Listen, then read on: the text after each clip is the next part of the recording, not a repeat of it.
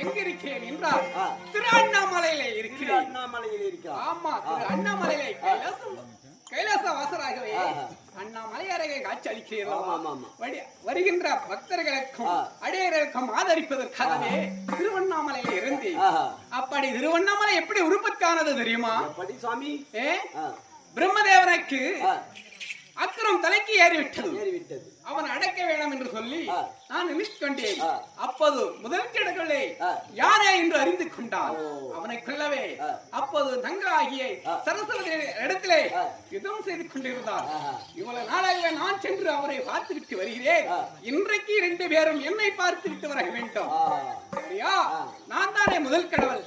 அப்படி என்று அக்கிரம் தலைக்கேறிவிட்டது. அவன் அழிக்க வேணும், அந்த திமிரை அடக்க வேணும் என்று சொல்லி நானும் என்னுடைய மைத்துனும் சென்றோம். அப்போது அவனுக்கு திமிராக இருந்தது. அப்போது எங்களுக்கு ஒரு மரியாதை கொடுக்க கிடையாது. ஆகையாலே இந்த மும்மூர்த்திகளே முதல் தெய்வம் நானே என்று சொன்னான். எப்படி நீதான் சொன்னேன். அப்போது அடிமுடியும் முடியும் காண்பதற்தான் உலகிலே பெரியவள் முதல் கடவுள் என்று அறிந்தேன். அப்போது நானே சென்று நான் திருமுடியை பார்த்து விட்டு வருகிறேன் என்று பிரம்மதேவன் என்ன செய்தான் தெரியுமா?